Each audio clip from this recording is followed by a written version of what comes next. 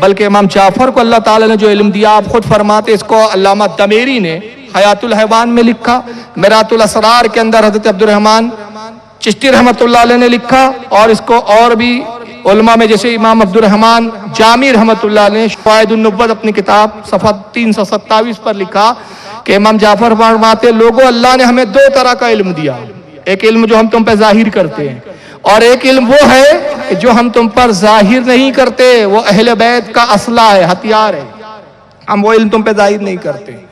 اور اللہ نے ہمیں ایک کتاب دی جس کا نام جفر ہے۔ کیا نام ہے اس کتاب کا؟ جفر۔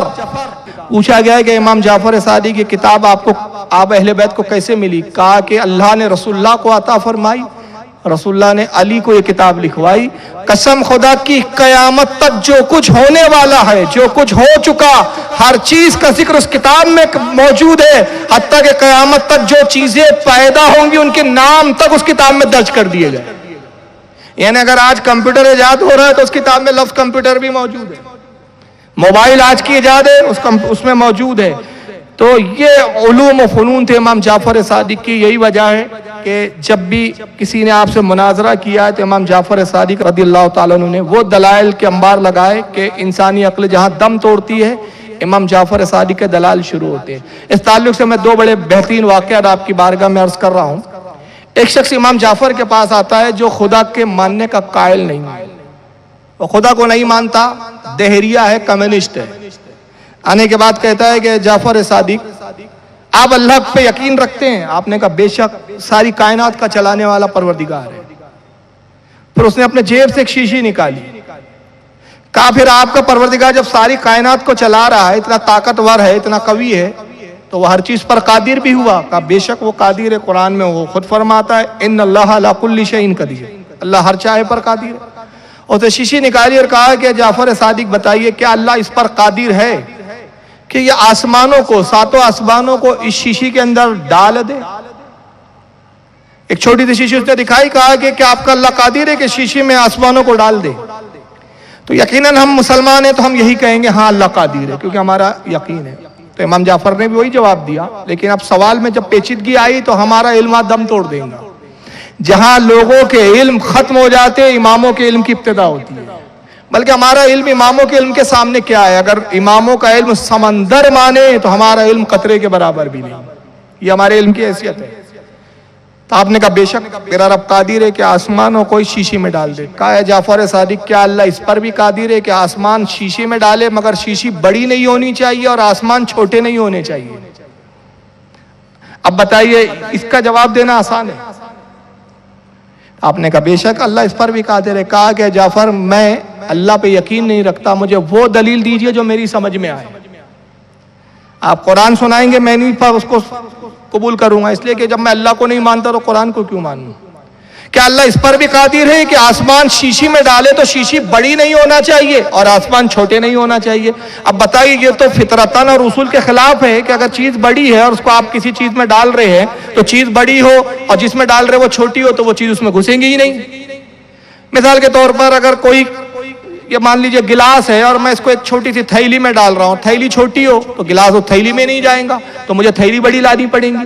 اور اگر تھیلی بڑی نہیں کرنا ہے تو پھر کیا کرنا پڑے گا؟ گلاس کو توڑ کر باریک کرنا پڑے گا، چورا بر کرنا پڑے گا، چورا ڈال کر اس کو پاؤڈر بنا کے رب تھیلی میں ڈال دوں۔ تو کہتا ہے کہ نہیں، یہ گلاس بھی گویا ٹوٹنا نہیں چاہیے، تھیلی بڑی بھی نہیں ہونا چاہیے، نہ شیشی بڑی ہو نہ آسمان چھوٹا ہو۔ کیا اللہ قادر ہے؟ امام جعفر نے مسکرا کہا بے شک میرا رب قادر ہے، اور تو اس کی دلیل پوچھتا ہے تو اے شخص، یہ دلیل کا ثبوت تیری اپنی ذات پہ موجود ہے۔ تو اس نے کہا وہ کیسے؟ امام نے فرمایا دیکھ، اللہ نے تجھے آنکھ عطا کی، آنکھ کا ایک گولا ہے تیری دائرے کے اندر، ایک حلقے میں گولا رکھا، گولے میں پھر ایک نور ہے باریک، جس نور سے تو دیکھتا ہے، وہ باریک سے نقطے کے برابر نور، اس نور سے جب تو آسمان کو دیکھتا ہے تو پورے آسمان اس دائرے کے نور کے باریک نقطے میں سما جاتے ہیں، نہ تیرے آنکھ کی پتلی بڑی ہوتی ہے نہ آسمان چھوٹے ہوتے ہیں۔ تو جو پروردگار آسمان کو تیری آنکھ کی پتلی میں ڈال دے اور نہ پتلی بڑی ہو نہ آسمان چھوٹے ہو، یہ اللہ تعالیٰ قادر ہے کہ شیشی میں بھی آسمان کو اسی طرح ڈالے۔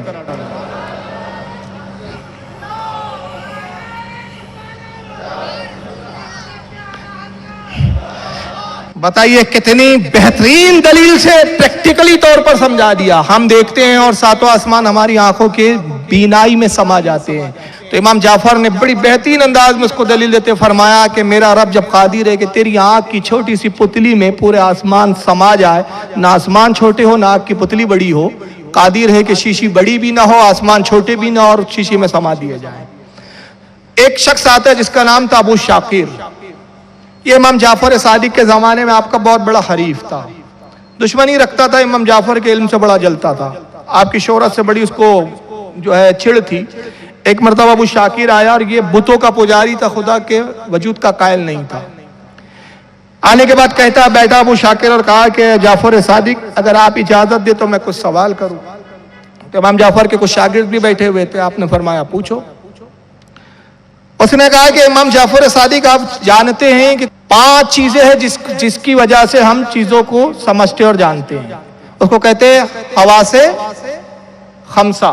خمسہ عربی میں 5 کو کہتے ہیں. 5 کون سی چیز ہے جس کی وجہ سے ہم کسی چیز کو جانتے اور اس کا ادراک کرتے ہیں؟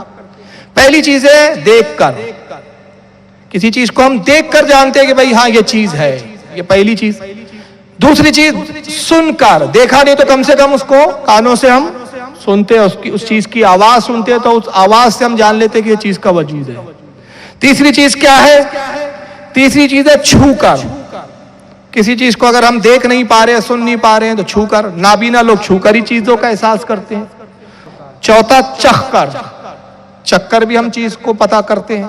کسی کی آنکھ بند ہو اور آپ اس کو زبان پہ کوئی چیز چکھا دے تو چکھ کر بتا دیں گے کہ بھئی یہ مٹھائی ہے کہ نمک ہے کہ شکر ہے کیا ہے. چکھ کر ہم اس چیز کی وجود کو جانتے ہیں. اور 5ویں چیز ہے سونگھ کر.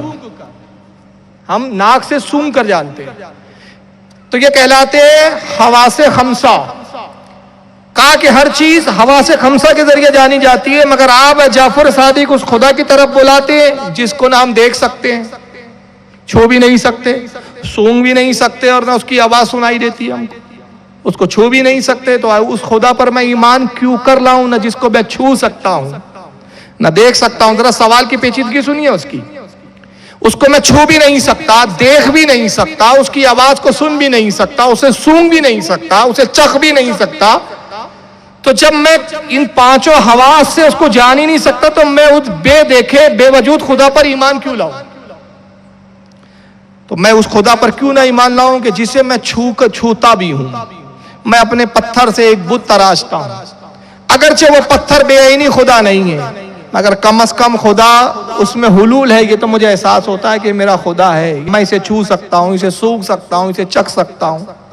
اگرچہ وہ کہتا نہیں ہے لیکن اسے ہلاؤ ڈلاؤ تو کچھ آوازیں پیدا ہوتی ہے, وہ آواز سن تو سکتا ہوں. تو میں اس خدا کو کہ جس کو میں دیکھ رہا ہوں, چھو رہا ہوں, اسے چھوڑ کر ہے جعفر صادق آپ کے اس خدا پر کیوں کر ایمان لاؤں کہ جو نہ نظر آئے, نہ سونگا جائے, نہ دیکھا جائے, نہ چھوا جا سکے. یہ اس نے ایک پہلا اعتراض کیا. اور دوسرا اس نے اعتراض یہ کیا, کہا کہ دنیا میں جو کچھ ہو رہا ہے یہ خود بخود ہو رہا ہے, کوئی خدا کا وجود نہیں ہے, یہ سب نیچر ہے. گھاس خود بخود اگ جاتی ہے. کیا گھاس کو کوئی اگاتا ہے؟ گھاس کی کوئی فصل پیدا کرتا ہے؟ تو گھاس خود اگ جاتی ہے. یہ دلیل ہے اس بات کی کہ جب گھاس زمین سے خود اگتی ہے تو دنیا میں جو کچھ ہو رہا ہے یہ خود بخود ہو رہا ہے. چاند و سیارے اپنے آپ میں گردش کر رہے ہیں, کوئی گردش کرانے والا کوئی ذات اور کوئی وجود نہیں ہے. اور پھر تیسرا اس نے امام جعفر پہ حملہ کیا اور کہ جعفر یہ جو کچھ آپ نے ایک خدا کے وجود کا معاملہ پیش کیا اور کہتے ہیں کہ پیغمبر نے ایک خدا کو دیکھا, نبیوں نے دیکھا, تو یہ سب پیٹ پالنے کی باتیں ہیں. آپ مال کمانا چاہتے اس ذریعے سے تاکہ ایک بے دیکھے خدا کی طرف لائے اور لوگ آپ کی اول فول بات کو سنیں اور مان لیں. یہ کیسا خدا ہے جس کو دیکھنے والا ایک ہی انسان ہوتا ہے, ایک ہی پیغمبر نے دیکھا, باقی کسی نے نہیں دیکھا. اور اس کی بھی کیا دلیل ہے کہ اس پیغمبر نے دیکھا تو وہ صحیح ہے کہ جھوٹ ہے؟ اس نے اعتراضات کیے, امام جعفر صادق سنتے رہے. جب وہ خاموش ہو گیا تو آپ نے کہا تیرے کچھ اور اعتراض ہو تو وہ بھی بیان کرو. اس نے کہا نہیں, بس جو کچھ کہنا تھا میں کہہ چکا. تو آپ نے فرمایا اب اطمینان سے سن, میں گفتگو وہاں سے شروع کرتا ہوں جو تیرا آخری مجھ پر اعتراض تھا کہ تو کہتا ہے کہ میں نے جو کچھ یہ باتیں کی اور یہ جو کچھ میں کہتا ہوں, لوگوں کو بتاتا ہوں, ایک خدا کی طرف بلاتا ہوں, یہ سب مال کمانے کے لیے کرتا ہوں. بخدا تو نے میرے ساتھ دوپہر کا کھانا کھایا اور دیکھا کہ میں نے سوکھی روٹی پانی میں بھگو کر کھائی ہے. اگر تو رات میرے ہاں قیام کر تو دیکھیں گا کہ میری رات کی بھی غذا کیا ہوتی ہے. तूने मेरे लिबास को भी देखा कि मैं मामूली लिबास पहनता हूँ, मेरे घर को भी देखा कि मैं मामूली से घर में रहता हूँ। बाखुदा अगर मुझे दौलत की लालच होती, दौलत से मोहब्बत होती, तो मैं जवाहिर का, हीरे जवाहरात का ताजिर होता।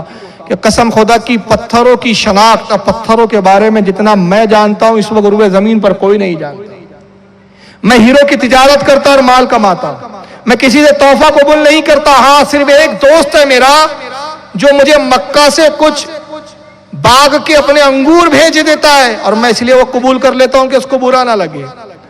तो अबू शाकिर, तूने जो मुझ पे इल्जाम लगाया, बाखुदा ये इल्जाम है और मैं इससे बरी हूं। अब तेरे सवाल की जवाब सुन। तू कहता है कि मैं उस खुदा पर कैसे ईमान लाऊं कि जो दिखाई नहीं देता, जिसको मैं छू नहीं सकता, जिसको सूंघ नहीं सकता, जिसकी आवाज को मैं सुन नहीं सकता, जिसे मैं महसूस नहीं कर सकता।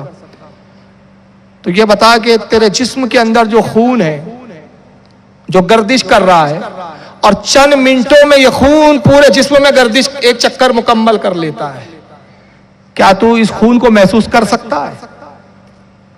क्या इसको तू सूंघता है? क्या इस खून को तू छू सकता है? क्या इस खून जो तेरे जिस्म के अंदर रवा दवा है, क्या तुझे इसके घूमने का, गर्दिश का एहसास है? अबू शाकिर ने कहा नहीं। कहा जब तेरे अपने वजूद में ऐसी चीज अल्लाह ने पैदा की कि जिसको तू सूंघ भी नहीं पा रहा है, छू भी नहीं पा रहा है, देख भी नहीं पा रहा है, मगर उसका वजूद है, ये यकीन है, तो जो ऐसी शय तेरी जात में पैदा कर सकता है, यकीनन वो खुदा मौजूद है। आप खून को सूंघ सकते हैं? हमारे जिस्म के अंदर के खून की बू हमें महसूस नहीं हो रही, हम अपने ही खून को नहीं सूंघ पाते, अपने ही खून को छू नहीं पा रहे, उसका एहसास हमें नहीं हो रहा है, ना उसको हम सूंघ रहे हैं, ना छू रहे हैं, ना देख रहे हैं, ना उसकी आवाज को सुन रहे हैं। वो गर्दिश कर रहा है तो क्या गर्दिश की आवाज हमारे कानों में महसूस हो रही है? नहीं। तो जिस परवरदिगार ने हमारे वजूद में ऐसी शय रख दी, तो वह कादिर है कि उसको ना सूंघा जाए, ना देखा जाए, ना छुआ जाए, मगर उसकी जात मौजूद हो। फिर आपने फरमाया कि अबू शाकिर तू जानता है तेरे जिस्म के अंदर कितनी मखलूकात है? उसने कहा मैं नहीं जानता। कहा कसम खुदा की तेरे जिस्म के अंदर हजारों मखलूकात है जो हर लम्हा पैदा भी होती है और हलाक भी होती है।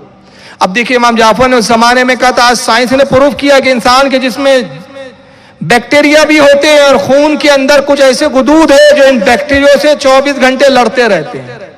वो गुदूद मरते भी हैं, पैदा भी होते हैं, मरते भी है, पैदा भी होते हैं। यानी हजारों हमारे अपने एक जिस्म में हमारी अपनी एक जान, मगर इस जान के अंदर करोड़ों अरबों जानें हैं जो हर लम्हे पैदा हो रही है और हर लम्हे उनका इंतकाल हो रहा है।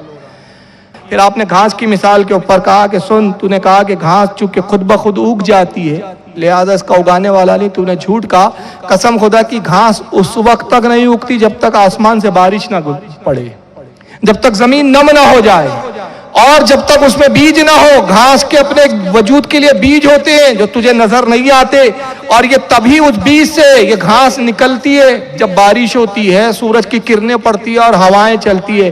तो मुझे बता कि ये हवाओं को चलाने वाला कौन है? इस घास को उगाने वाला कौन है? ये बारिश बरसाने वाला कौन है? अगर बारिश ना बरसे तो घास खुद ब खुद कहाँ उग सकती है? तो इसका मतलब ये हुआ कि खुदा मौजूद है।